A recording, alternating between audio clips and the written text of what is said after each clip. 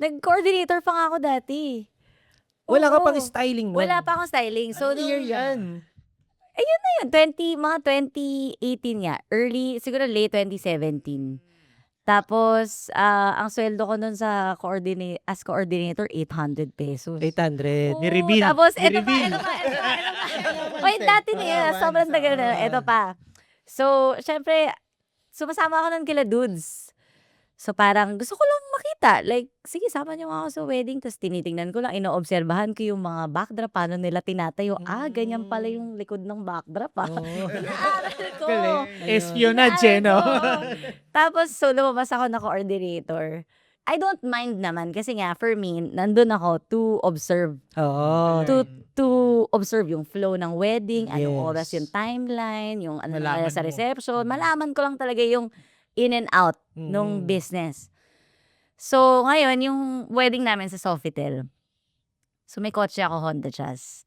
Tapos, edi punta ako ang call time namin parang 5 a.m.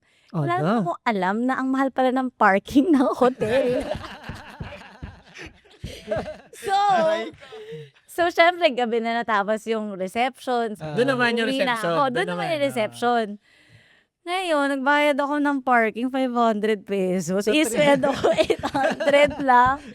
Yung 300 pesos, gusto ko talaga ipa-frame. Kasi sabi ko, grabe tong 300 Ito yung pesos. simula. Ito talaga yun. Tapos naalala ko, nag-deliver kami nun ng bridal bouquet. Ako yung nag-deliver sa room.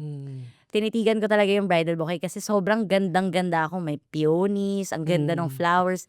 Sabi ko dun sa kasama ko, sabi ko, magkano kaya yung ganitong bridal bouquet? Sabi niya, siguro mga 15,000 yan.